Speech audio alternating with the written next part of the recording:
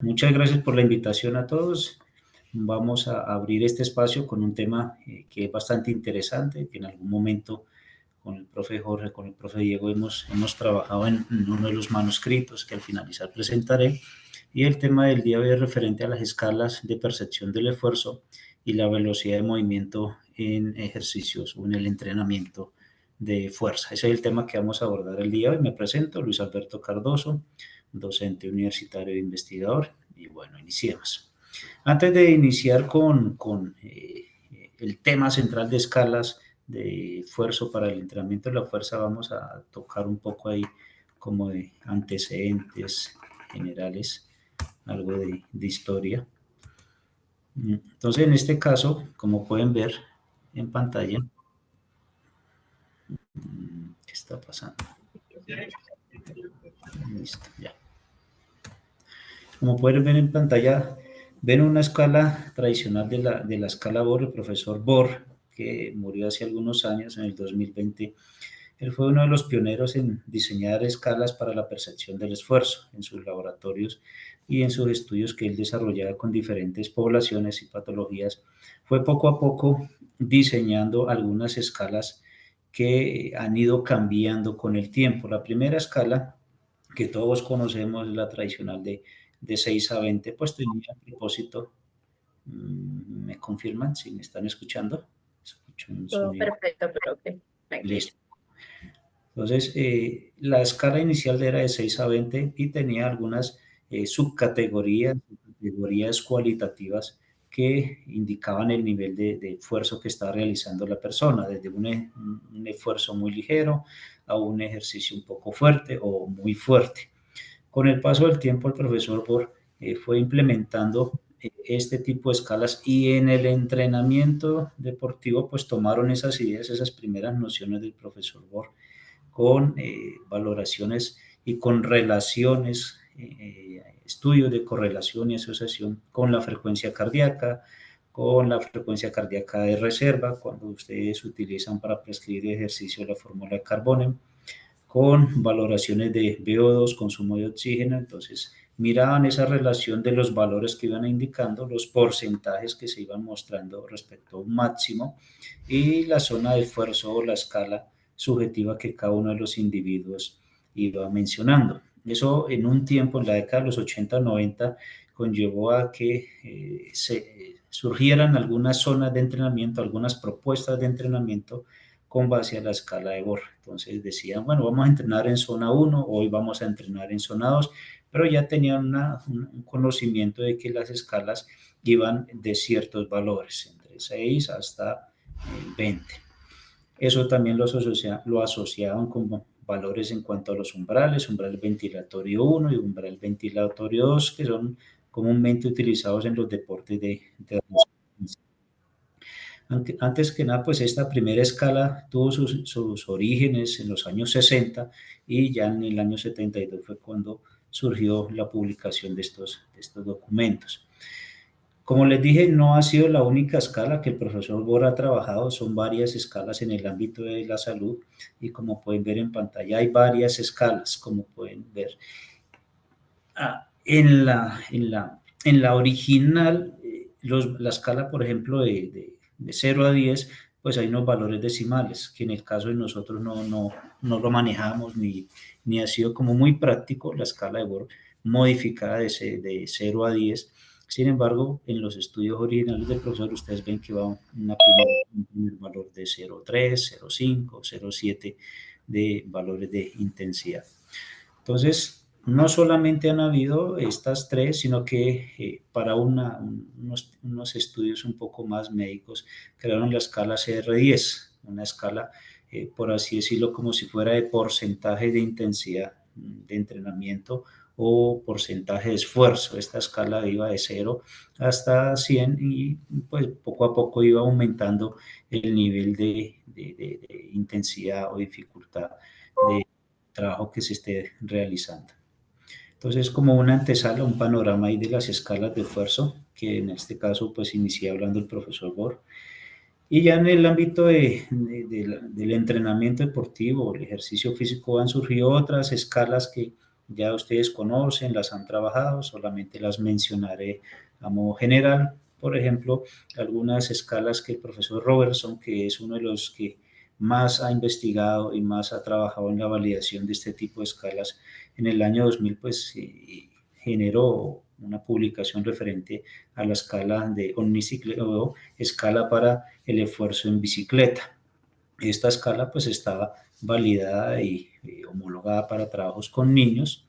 Asimismo, también Robertson en el 2005 hizo la validación de la escala, pero esta escala era para el trabajo en escalón, trabajos de ejercicio en escolares, de subir y bajar escaleras o step, como le llaman comúnmente. Entonces la validó tanto para niños como para niñas, y estas imágenes o pictogramas era la ilustración de cada niño, indicaba cómo se sentía realizando un nivel de ejercicio en sus clases de educación física, o en este caso pues en el estudio que él realizó. También hemos trabajado, o algunos de ustedes han trabajado con la escala que el profesor Da Silva en el 2013 generó para la percepción del esfuerzo en las sesiones de clase, en las sesiones de ejercicio físico en los adultos mayores, y esta escala es común por la utilización de pictogramas con colores. Entonces el adulto mayor simplemente se observa en la gráfica, y a medida que va realizando la actividad física, pues el color rojizo indica, el color rojizo en su piel indica que el ejercicio es cada vez más fuerte, más extenuante para él.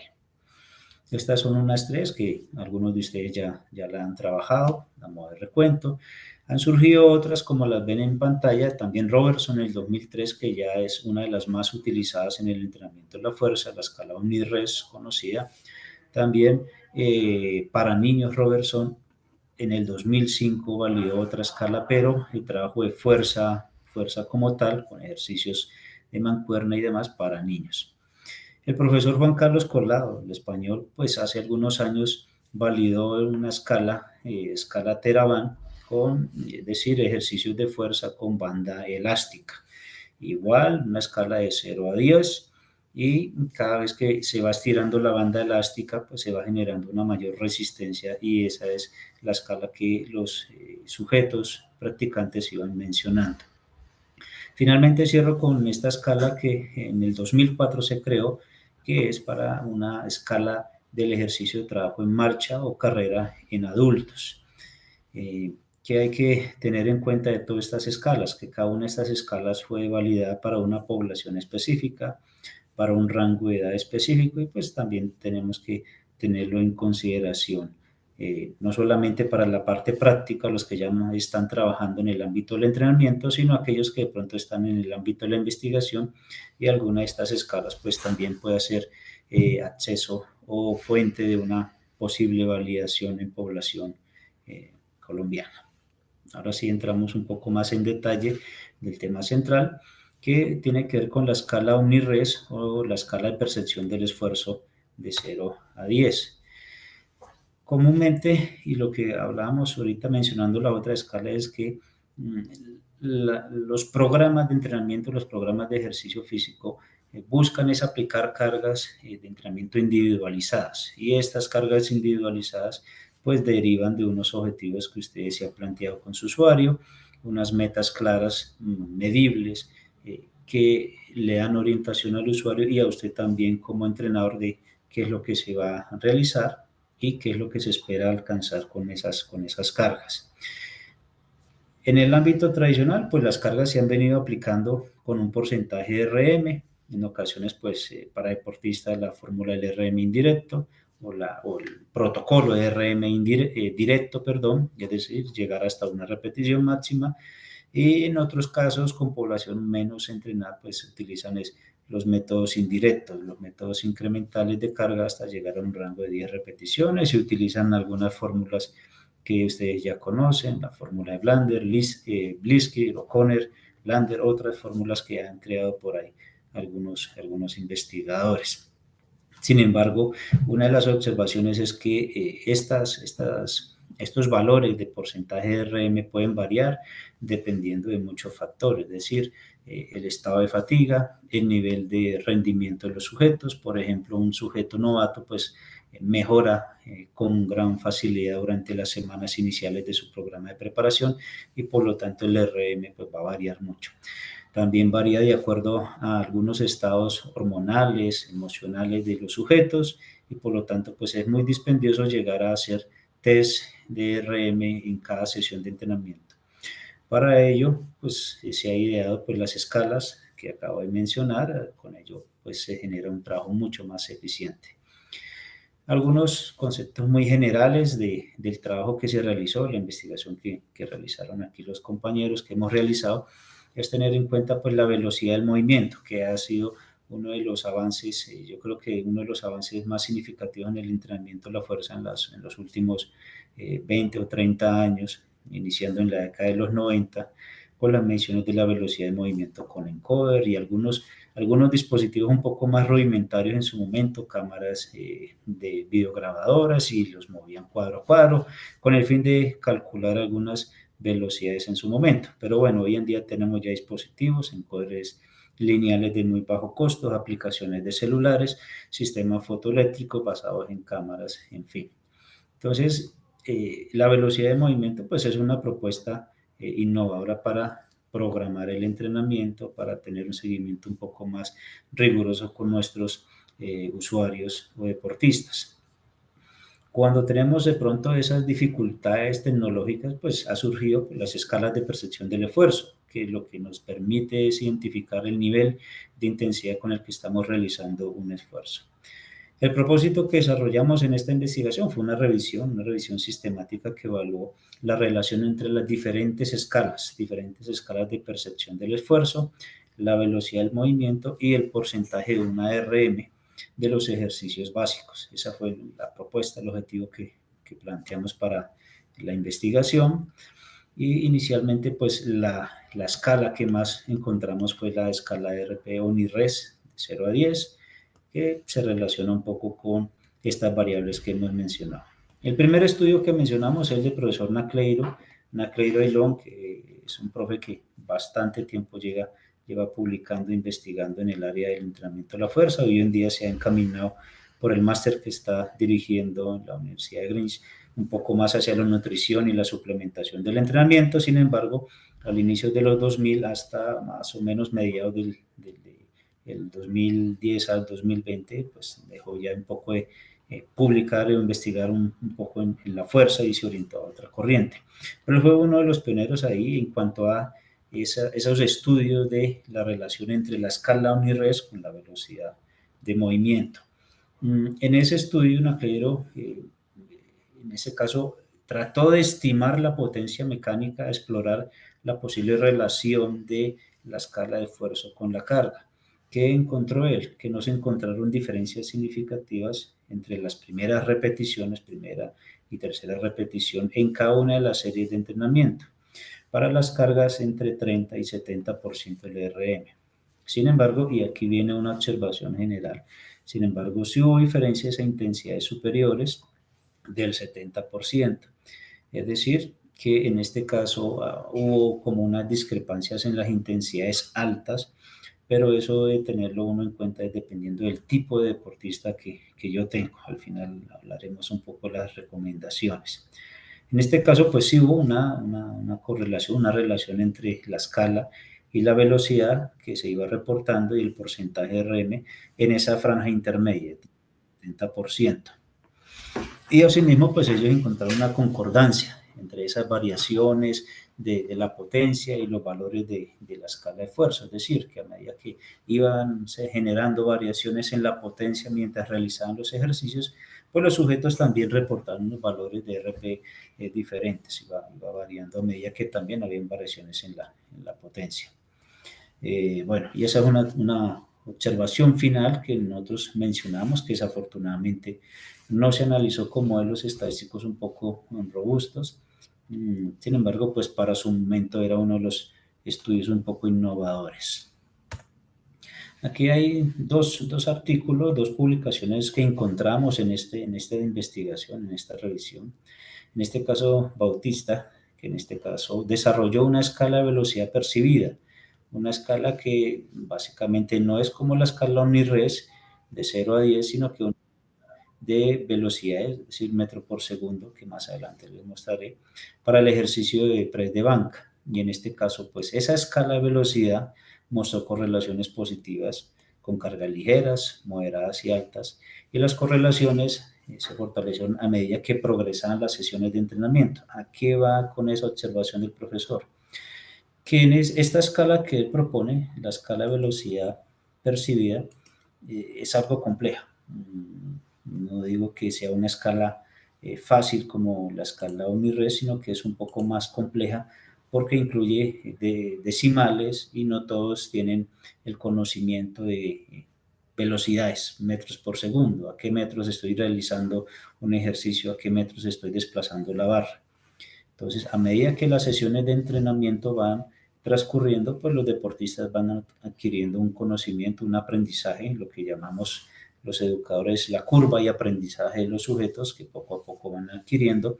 Y a medida que esos sujetos, los deportistas, van adquiriendo esta curva de aprendizaje, pues va mejorando esa percepción de la velocidad percibida con la realmente mostrada en un encoder, en una aplicación. El estudio de Chapman, ellos también analizaron la efectividad de la escala OmniRes, pero a nivel electromiográfico. Lo que hicieron fue colocar algunos electrodos en el grupo muscular que ellos iban a evaluar, en este caso, y lo que hicieron fue monitorizar la velocidad media de la aceleración, es decir, activación neuromuscular en ese momento, durante una serie hasta el fallo muscular. Eso era lo que ellos querían medir con diferentes cargas relativas, es decir, diferentes cargas de porcentaje de RM. ¿En qué ejercicios? En los ejercicios tradicionales, en este caso sentadilla y press de banca. ¿Y cuál es la conclusión que llegan en estos estudios? Que realmente pues la escala OmniRes que ellos utilizaron y a su vez la velocidad que ellos percibieron con señal electromiográfica, que la escala OmniRes es un método viable para distinguir zonas de carga. En este caso, pues ellos lo que tenían en cuenta era esa activación electromiográfica muscular. Entonces hay algunos estudios que nos hablan de que realmente es un método viable las escalas de esfuerzo, pero una observación aquí, un paréntesis, es que hay que tener en cuenta los ejercicios. En este caso vemos que la mayoría de ejercicios y las validaciones son ejercicios que ya son los comunes, sentadilla, máquina Smith, press de banca o sentadilla con barra libre completa. Bueno, ya cuando han pasado a trabajar algunos otros ejercicios, en este caso sentadilla paralela, en el caso con máquina Smith, utilizando bandas elásticas y máquina Smith con peso, es decir, en un estudio donde han comparado pesos, porcentaje de RM, carga relativa, y la misma máquina pero con bandas elásticas parejadas, tratando de que la intensidad sea similar a la que realizan con pesos, pues encontraron diferencias. Entonces ahí viene de pronto para futuras investigaciones de que ahí sí hay unas diferencias en el tipo de implemento que utilizo. En este caso, cuando utilizaron máquinas con pesas, se encontraron diferencias. En este caso, la escala de esfuerzo, fue menor cuando realizaron el entrenamiento con banda elástica que utilizando pesas. Entonces, aquí, a pesar de que los investigadores trataron de emparejar las cargas de entrenamiento, pues aún así la percepción es menor utilizando banda elástica que pesas. Por el contrario, pues la velocidad pues es mayor cuando se utilizó las bandas elásticas, a pesar de que las cargas trataron de ser emparejadas.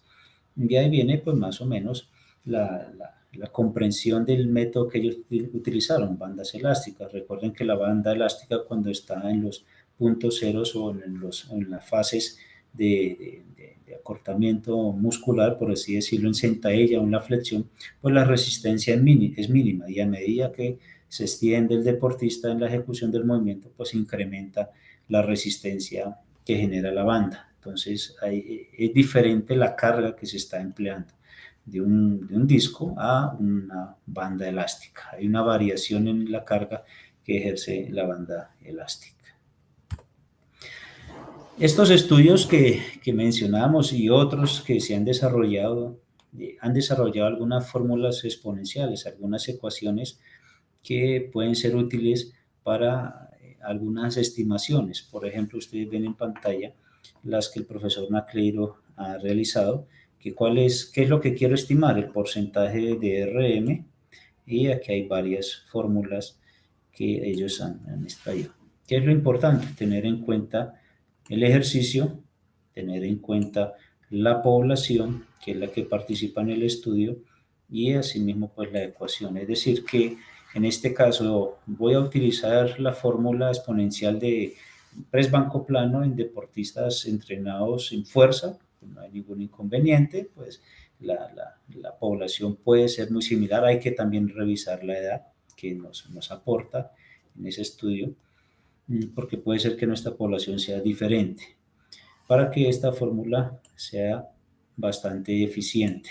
Simplemente lo que hay que hacer es colocar el valor de la escala de esfuerzo OMI-RES, en este caso de 0 a 10, y nos da una proyección o una estimación del porcentaje de RM, tanto en banco plano, en sentadilla, en power clean, y estas son las fórmulas de unos pocos ejercicios que hemos encontrado. De estas fórmulas que hay que tener también en cuenta, la muestra utilizada en los estudios, y esa es una observación general, por ejemplo, en los estudios de Nacleiro, una población bastante grande, 308 sujetos, 290, a diferencia de estudios que han utilizado una población mucho más pequeña, 18 sujetos, 5 sujetos, 7 sujetos, entonces pues hay que tener algo ahí de precaución o de pronto contrastar una fórmula con la otra si la población participante es decir, el nivel de entrenamiento que debo tener en cuenta. Pero son fórmulas bastante interesantes que se pueden utilizar. Entonces, este es un ejemplo muy representativo, como a modo explicativo de la fórmula, de alguna de esas fórmulas, no todas, solamente dos, de ejercicios, por ejemplo, el banco plano, el sentadilla, el back squat. ¿Y cuál es la variable que quiero estimar? El porcentaje de la RM. Entonces, esta fórmula simplemente lo que hago es colocar el valor de la escala de esfuerzo. Aquí está la misma fórmula. 29,03 más 7,26 por el resultado de la escala de esfuerzo, nivel de esfuerzo que me indique mi deportista. Un ejemplo, que esté realizando un ejercicio, una carga de una escala de esfuerzo número 6, entonces automáticamente pues me va a decir, me va a predecir el porcentaje aproximado de RM. Está trabajando a un 72% de su RM, que en sentadilla está trabajando, el sujeto me dice, no, una percepción de 9, me está indicando que estoy trabajando sobre el 91% aproximadamente de la intensidad de esfuerzo. Esa es como la aplicación de esas fórmulas que vieron hace algún momento. En uno de los estudios que mencioné anteriormente de Bautista, que ellos desarrollaron una escala de velocidad percibida. Esta escala de velocidad percibida es la que presento aquí a continuación. Inicialmente es esta que se encuentra a su izquierda y tiene valores de velocidad entre 0,1 metros por segundo hasta 1,6 metros por segundo. La que encuentran a su derecha es una que nosotros propusimos en el manuscrito publicado, una con las mismas velocidades, con los mismos valores de escalas subjetivas, de muy rápido o muy lento, y le agregamos una escala de colores un poco visual, analógica visual, lo que le llaman algunas escalas analógicas visuales, en el caso de tener dificultad para de pronto decir algún o ver algún número de la escala. Vamos avanzando en las escalas, entonces ya hablamos un poco de la escala OMI-RES de 0 a 10, que es la más utilizada, y esta es otra que comúnmente se trabaja en los gimnasios, que es la escala basada en repeticiones en reserva, la escala de esfuerzo basada en repeticiones en reserva o la escala de RIR, que lo que nos indica básicamente es las repeticiones de un máximo que dejo en reserva. Es decir, si yo con un peso determinado realizo 10 repeticiones y solamente realizo 8, eso quiere decir que estoy dejando 2 repeticiones ahí en reserva, en remanente, es decir, que estaría trabajando sobre un ratio de percepción de 8.5 aproximadamente o de 8. Bueno, lo mismo que comentaba al inicio con la escala de velocidad, de que poco a poco los deportistas van mejorando su experiencia, su percepción del esfuerzo con la escala real, es a medida que van entrenando, a medida que se van familiarizando con la escala durante los entrenamientos. Habitualmente, y ahí coloco en color rojo, lo resalto porque es bastante importante cuando estamos con sujetos novatos, así sean deportistas élite, en ocasiones yo les llamo, son novatos, novatos en el entrenamiento de la fuerza. Es decir, es un deportista élite en un deporte, compite en un deporte, participa en juegos nacionales o en algún evento internacional, pero es novato en el entrenamiento de la fuerza. No tiene conocimiento de la técnica, no tiene conocimiento de cómo manejar algunas cargas, algunos tiempos de descanso, pues hay que tenerlo en cuenta cuando ustedes tengan un tipo de población. En este caso, pues los atletas novatos en ocasiones no dan una percepción que realmente se relaciona con el esfuerzo que están realizando. Un aspecto a tener en cuenta. En cuanto a las escalas de repeticiones en reserva junto con la velocidad y porcentaje de RM, pues hay 3 estudios que voy a mencionar nomás, 3 estudios que han encontrado algunos datos importantes. ¿No? En el caso de zurdos, ellos examinaron la relación en levantadores en el ejercicio de sentadilla, compararon experimentados y novatos en este caso. ¿Qué encontraron ellos? Cuando ellos trataron de comparar estos valores, la media de todos los porcentajes no tuvo, o por el contrario, tuvo una correlación ahí fuerte e inversa. ¿Qué es lo que quiere decir? Que a medida que aumenta en este caso la percepción del esfuerzo, es decir, una escala de 9, 10, a medida que aumenta la intensidad del esfuerzo, pues hay una relación inversa en la cantidad de repeticiones en reserva. Eso es una parte importante que ellos encontraron y que se correlacionó fuerte también con la velocidad media en todos los porcentajes de RM que ellos trabajaron, una correlación fuerte. En el caso de los novatos, no encontraron esta misma correlación en las variables de estudio, sino que encontraron pues, una correlación fuerte también o media en los valores entre el porcentaje de RM y la percepción del esfuerzo. Eso es algo interesante ahí de ese estudio. Decir que los novatos no tuvieron esa correlación así importante en cuanto a la velocidad, sin embargo los experimentados sí la tuvieron. En el siguiente estudio que encuentran, compararon la velocidad media propulsiva concéntrica y el índice de esfuerzo pues, con las repeticiones en reserva. Encontraron una correlación fuerte, ahí tienen el valor de 0,8, entre los valores del porcentaje de la RM y la percepción del esfuerzo en cada uno de los levantamientos que ellos trabajaron. Sin embargo, a este trabajo hay que tener en cuenta los diferentes ejercicios que ellos hicieron. En este caso hicieron squat, banco plano y peso muerto. En cada uno de estos ejercicios mostró unas correlaciones significativas, pero de diferente valor, aunque todas son correlaciones son altas, de 0,87, 0,79, 0,82. Y la correlación que ellos encontró con la velocidad del movimiento y la escala de esfuerzo fue significativa, fue importante. Finalmente, el profesor Carlos Balsalobre también hizo un entrenamiento con press banco plano, en este caso, él encontró relaciones moderadas entre la carga, la velocidad, la percepción del esfuerzo y la escala rate o repeticiones de reserva. A modo general de todos los estudios que hemos mencionado, pues que estas variables son importantes para predecir la sobrecarga relativa, es decir, el porcentaje de esfuerzo con base a su máximo, su RM, por ejemplo, de lo que ellos están realizando. Es importante porque predicen ese esfuerzo que el deportista está realizando. En este caso, el ejercicio press banco plano, en los ejercicios que hemos mencionado aquí. Y como pueden ver, en deportistas con experiencia es mucho más significativo y más confiable estos valores entre velocidad, percepción de esfuerzo y escala de repeticiones en reserva.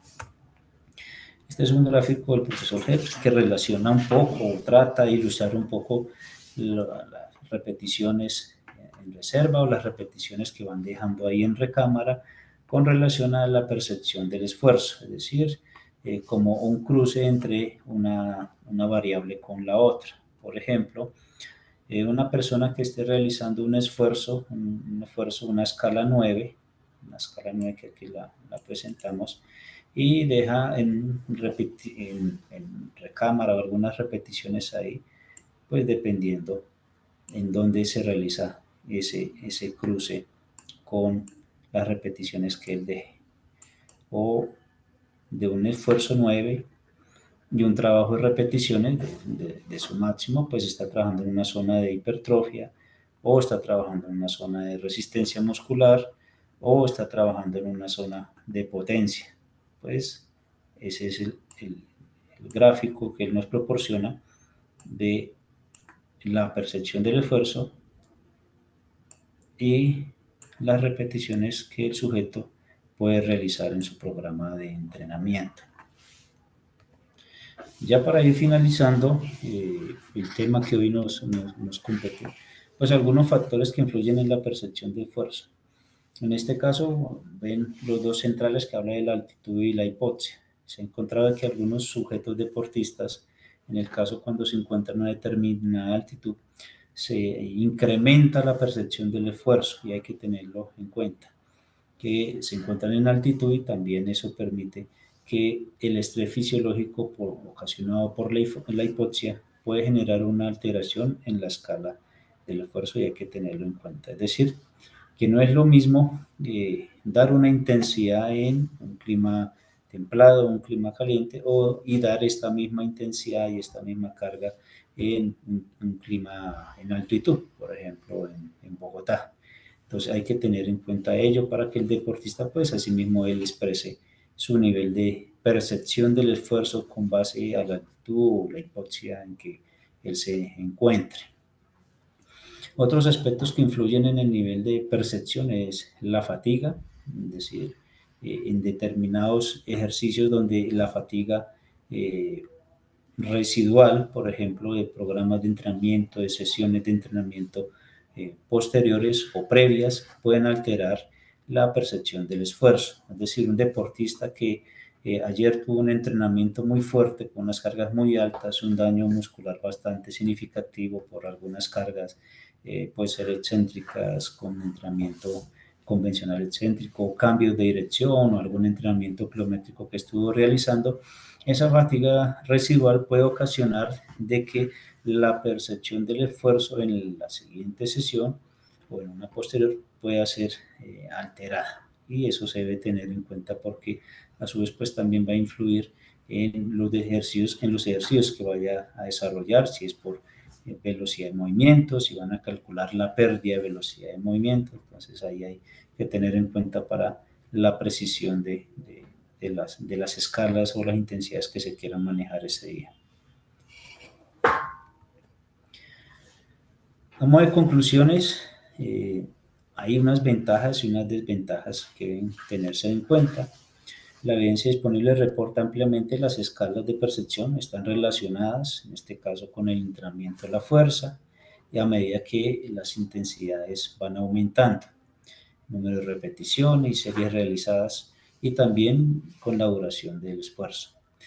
En nuestro trabajo en la publicación pues hemos documentado que la escala está relacionada con la velocidad de movimiento en ejercicios básicos. En este caso mencionamos la sentadilla, press banco plano, mencionamos por ahí el peso muerto, que lo mencionamos uno de los autores, en hombres y personas, hombres y mujeres físicamente sanos y activos. En este caso no podría decirse de que esta misma relación o correlación sea en sujetos inactivos o sujetos novatos o sujetos sedentarios, según la clasificación como usted lo considere, lo que abre la ventana para futuros proyectos de investigación.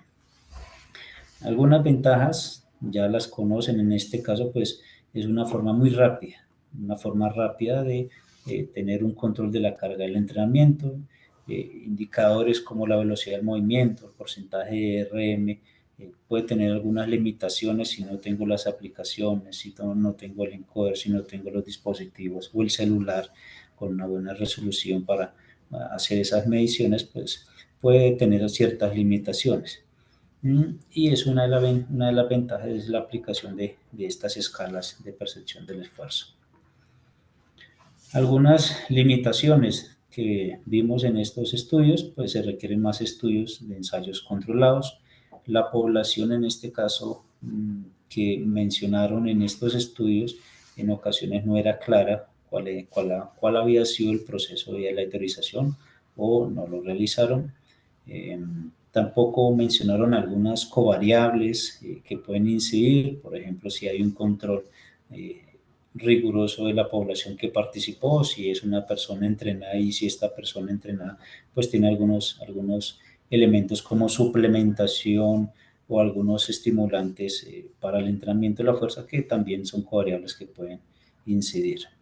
Y en estas investigaciones que vimos, pues los análisis estadísticos, pues es la estadística tradicional, simplemente una correlación de Pearson o una correlación de Spearman con su correspondiente, en ocasiones la reportan su correspondiente coeficiente de determinación, que simplemente es la correlación al cuadrado, un porcentaje de cuánto de esas variables se correlacionan una con la otra. Por ello, una de las limitaciones es que no tienen unos estadísticos robustos y también se abre la puerta para futuras investigaciones que deseen o deseemos desarrollar, pues agregar análisis un poco más fuertes en las investigaciones. Implicaciones para la práctica, una evaluación inicial, hay que tener en cuenta evaluar la condición física de los individuos que yo estoy evaluando o entrenando, tener una línea de base en ese caso de los deportistas que yo estoy teniendo en mi programa de preparación, una línea de base en cuanto a su nivel de condición física. Segundo, la fase de familiarización o educación en cuanto a las escalas, familiarizarlos, eso tiene una curva de aprendizaje que tarda algunas semanas, algunas sesiones de entrenamiento y también es diferente a un sujeto a otro. Tener un monitoreo constante, un punto ahí importante en cuanto a mirar las adaptaciones que se van generando con el progreso del entrenamiento. A medida que van transcurriendo las semanas, algunos sujetos, principalmente los novatos, pues tienden a mejorar muy rápido sus valores de RM y eso es importante tener ese monitoreo para asimismo tener en cuenta las adaptaciones que se están generando. En este caso, si es una adaptación a nivel intramuscular o a nivel intermuscular de coordinación entre músculos o coordinación ahí entre fibras musculares o realmente con el paso del tiempo se está generando un proceso de hipertrofia muscular u otra adaptación correspondiente. Y finalmente, pues una comunicación ahí abierta, constante con los individuos, con los deportistas o las personas que estemos entrenando para comprender sus necesidades y ajustar los programas de preparación. Es decir, una comunicación constante de la escala que estamos utilizando, si ellos están aprendiendo muy bien la escala que les queremos enseñar, si estamos trabajando por la escala de repeticiones por reserva, si ellos realmente están comprendiendo qué es eso de repeticiones en reserva o repeticiones en la recámara, que de un máximo cuántas debo dejar o por fatiga tuve que dejar. Este es el manuscrito que se desarrolló hace unos meses se lo pueden consultar y en este caso si no tienen acceso con el profe Diego, con el profe Jorge, ahí internamente los pueden compartir para que lo puedan visualizar. Ahí están detallados los estudios, un poco más profundizados de lo que les di en el día de hoy. Y quiero mencionar aquí un poco el estudio nomás, así por encima el profe Diego de pronto ahorita nos comenta un poco más de este trabajo, que en el caso una investigación que hace poco ellos publicaron, que ellos exploran la validez de esa escala de velocidad percibida. Velocidad percibida, recuerden la escala que hace algún momento, perdone aquí que me vuelva, esta escala, la escala de velocidad percibida, que es bastante difícil para los deportistas. Entonces realizaron un estudio donde ellos lo querían era explorar esa relación entre la velocidad media propulsiva y la escala de percepción de la velocidad en el ejercicio de sentadilla y peso muerto. A modo de resumen, pues lo que ellos nos presentan es que encontraron una correlación positiva baja, en el caso de ellos, es decir, a medida que aumentaba la percepción de la velocidad, pues también aumentaba la velocidad media propulsiva. Por el contrario, si disminuía la percepción de la velocidad, pues también disminuía la velocidad en el ejercicio de peso muerto. Como les mencioné hace un poco, son muy pocos los estudios que han trabajado con peso muerto. La mayoría han trabajado con sentadilla, con press banco plano y así sucesivamente.